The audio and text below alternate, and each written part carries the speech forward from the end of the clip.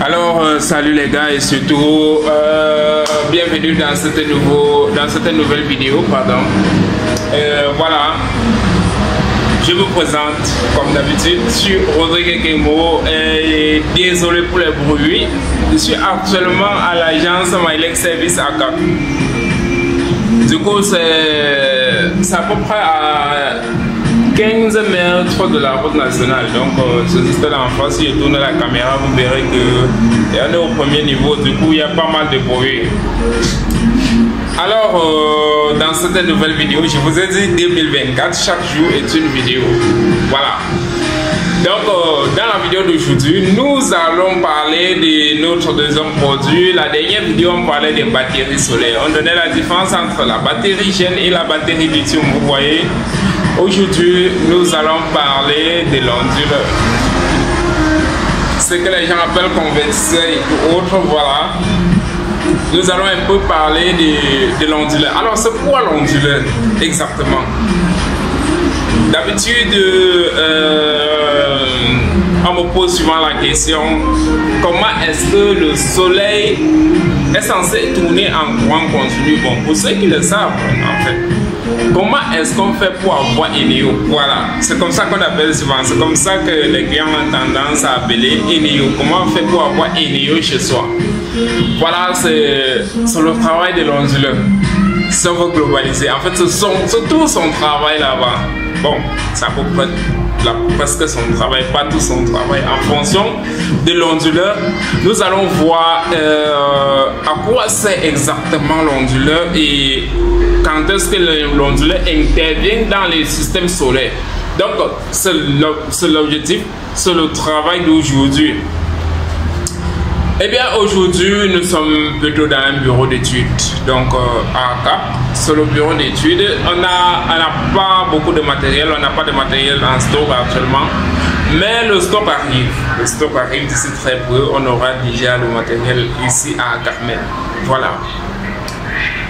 Dans cette partie, je veux commencer d'abord par vous dire que, vous voyez, il y a des onduleurs à basse fréquence et des onduleurs à haute fréquence. Et ce que dans cette partie-là, on va segmenter. Il y a aussi ce qu'on va appeler les onduleurs hybrides et les onduleurs isolés. Il y a aussi les onduleurs chargeurs. Pour ceux qui le savent, les onduleurs backup. Voilà. Il y a certains styles d'onduleurs qu'on appelle les onduleurs backup. Quand on parle de l'onduleur, plusieurs fait référence à cela, aux onduleurs backup. Vous voyez? Alors, c'est quoi exactement un onduleur backup? On va commencer sur cette partie. C'est quoi exactement un onduleur backup? Net comme le schéma indique, vous voyez, l'onduleur backup, son rôle est simple. Il prend Eneo pour se charger. Quand il n'y a pas Eneo, il restitue cette énergie. Donc ça veut dire que si les batteries se connectent à des batteries ou à sa batterie intégrée, il y a des petites onduleurs backup qui sont intégrées et chaque fois ça vibre là, un petit bruit, je pense que vous connaissez. Bon, quand je parle même de l'onduleur, plusieurs fait référence à ça. Voilà. Donc lui, il permet de restituer l'énergie quand Eneo est absent. Donc quand la source est absente. Moi j'appelle Eneo parce que en disant Eneo, c'est plus facile pour plusieurs d'entre nous. Voilà, le pourquoi je précise toujours quand Eneo est absent, mais en fait quand la source est absente. Voilà. Maintenant on va parler des onduleurs de sites isolés. Vous voyez, sont des simples onduleurs. Ils ne viennent pas avec un contrôleur intégré. Donc les onduleurs isolés ne viennent généralement pas avec des contrôleurs intégrés. Du coup, on doit acheter un contrôleur de charge à part pour pouvoir faire l'installation entre panneaux et autres. Vous voyez? Donc, c'est pas lui qui charge la batterie. Son rôle, il ne charge pas la batterie. Son rôle, c'est de prendre la tension contenue, la transformer en alternative. Donc, si c'est l'onduleur 12 volts, 230 volts, c'est tout son travail là-bas. Il prend 12 volts, il transmet en 230, c'est fini. Son travail s'arrête là. Vous voyez? Quand lui ne connaît pas quand est-ce que les batteries sont chargées, donc le stockage, c'est pas son problème. Le plus important, c'est que ça doit fournir de 12 volts pour ressortir en 250 volts, ou 230 ou 220, ça dépend. Maintenant, nous allons parler de la troisième catégorie des onduleurs. On a les onduleurs hybrides. Il y a des onduleurs que nous allons appeler les onduleurs hybrides. Alors, c'est quoi un onduleur hybride exactement? L'onduleur hybride est simple. Donc, si vous avez constaté durant toutes mes vidéos, j'explique toujours terre à terre. J'explique de façon à ce que nous, les clients, nos clients puissent comprendre, parce que pour des techniciens, ce ne sera pas de la même façon. Vous voyez? Par exemple, quand vous faites peut-être une formation chez nous, la façon d'expliquer ne serait pas de la même manière, parce qu'il y a certaines parties techniques que le client n'a pas besoin de savoir. Le client n'a pas besoin de savoir certaines parties techniques, mais il doit quand même comprendre son produit. Donc, le rôle de cette vidéo, c'est de permettre au client de comprendre son produit. Que demain, il n'achète pas un onduleur de 1000 volts et puis on vient lui fournir un onduleur de 500, de 1000 watts, pardon, je veux dire watts, et puis on vient lui fournir un onduleur de 500 watts. Il faut qu'il soit déjà capable de connaître toutes ces différentes parties-là. Donc, c'est ça le rôle en fait. Alors, on parlait des onduleurs hybrides. Avant de continuer, j'espère que vous allez vous abonner à la chaîne, parce que on a lancé cette chaîne depuis 2024, janvier 2024, bon, fin décembre 2024, pardon, fin décembre 2024 et janvier 2025. Bon, nous sommes seulement à 35 abonnés, c'est pas mal. Et nos vidéos touchent à peu près dans les 500 visionnages et 500 vues. Donc, c'est déjà pas mal. C'est déjà pas mal, et je pense qu'à cet effet, ça monte quand même. Ça monte. Alors, comme je disais pour les onduleurs hybrides, les onduleurs hybrides, ils ont déjà à la base une puissance intégrée. Le contrôleur, ils ont un contrôleur intégré. C'est ce contrôleur-là maintenant qui permet de prendre la puissance, de prendre les panneaux et charger les batteries avec. Il prend les panneaux et charge les batteries avec. Vous voyez? Maintenant, quand le panneau est en train de charger la batterie, en même temps, ce même onduleur est en train de prendre une partie, aller restituer à la maison. Ça veut dire que si le panneau n'est pas capable de fournir ce que l'onduleur veut, tu vois, il va puiser un peu dans la batterie. Si c'est que ça dépend de la configuration qu'on a fait. Si dans la programmation de l'onduleur, on a dit à l'onduleur ceci, tu charges d'abord les batteries en premier. Ça veut dire que quand les batteries seront en train de charger, s'il y a le reste, il prend pour alimenter la maison. Vous voyez? Ça, c'est la condition qu'on lui a donnée. D'habitude, on lui demande de prendre la maison en charge. C'est la base. Maintenant, ce qui se passe, c'est qu'il prend maintenant, donc il charge la maison, il alimente la maison, les charges de la maison. S'il y a reste, il charge les batteries avec. En fonction du dimensionnement, il y aura resté. Vous voyez, parce que le dimensionnement est fait en fonction de votre zone et en fonction de votre consommation. C'est pourquoi, généralement, après une installation, le client t'appelle par exemple, après 2 jours, il te dit que ça ne fonctionne.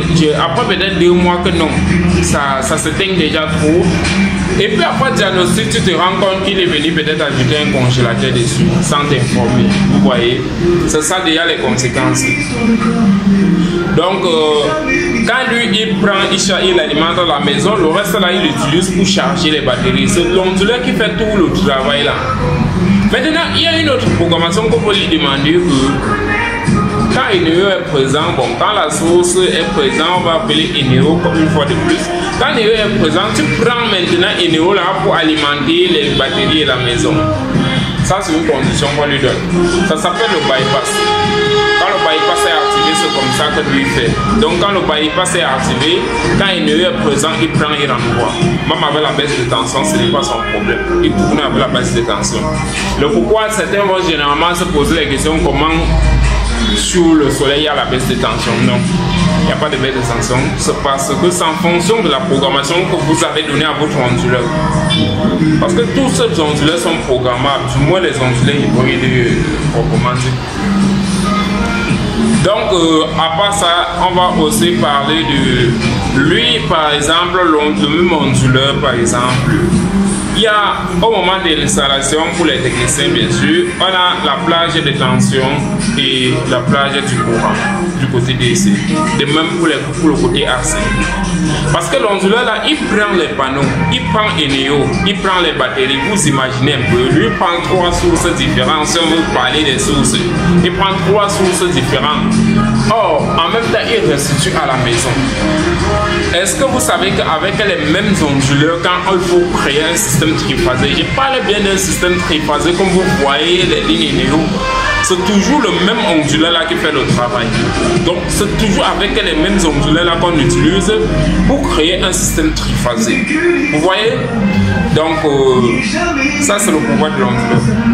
L'onduleur aussi, voilà ces points forts. J'ai oublié de vous donner les points forts de cet appareil parce que ce que je vous ai parlé, ce n'est rien encore, comme on dit souvent. L'onduleur déjà à la base, est-ce que vous savez que après l'installation, après une bonne installation et une bonne programmation de cet appareil, si le panneau, si votre panneau a un problème, l'onduleur lui détecte.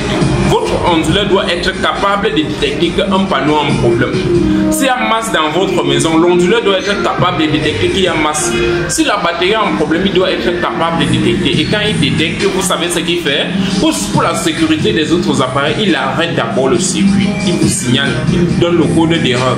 Maintenant, vous qui faites la programmation de ces appareils-là, vous prenez le code d'erreur pour exécuter sa programmation afin de corriger l'erreur. Vous voyez? C'est comme ça que ça se passe. Et c'est ça qui permet d'éviter les incendies et tout autre que vous voyez sur des systèmes solaires. Aujourd'hui, franchement, pour que ce genre de choses arrivent, je ne sais pas, soit on a un mauvais technicien ou on a un mauvais matériel. Parce que tout est fait.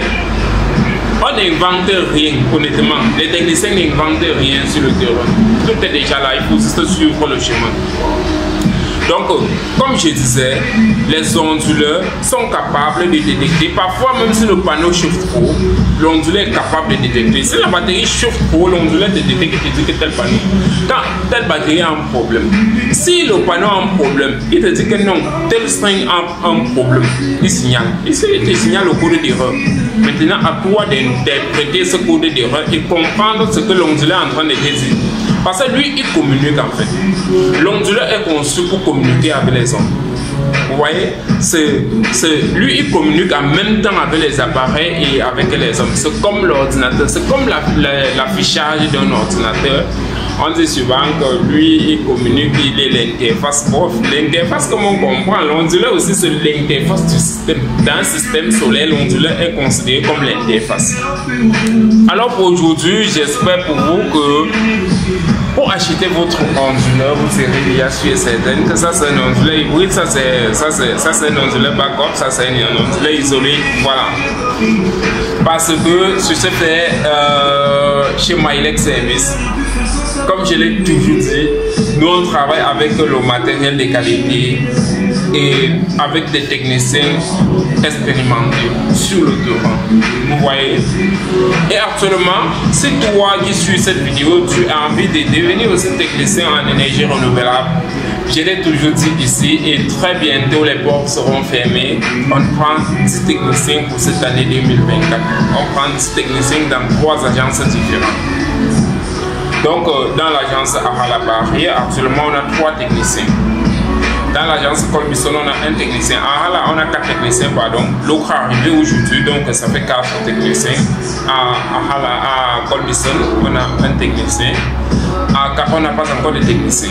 Donc, on n'a pas encore de stagiaires. Je suis en train de parler des stagiaires, s'il vous plaît. Les stagiaires. Les techniciens, on a des techniciens. On a des techniciens. Ça, rassurez-vous. Donc, si pour toi, tu as envie de participer, je t'invite à nous contacter directement via le numéro ou directement à notre adresse mail. Vous pouvez aussi visiter notre site internet pour mieux voir nos projets parce que on dit souvent que l'esthétique se trouve dans les détails. Vous voyez, donc vous pouvez visiter notre page Facebook Maïlek Service ou notre site internet www.mailekservice.com, notre chaîne YouTube Maïlek Service SARL. C'est pas SA, on n'a pas les moyens de SA. Bon, j'espère que vous allez passer une très bonne soirée. Alors c'était Rodrigue et on se dit à la prochaine.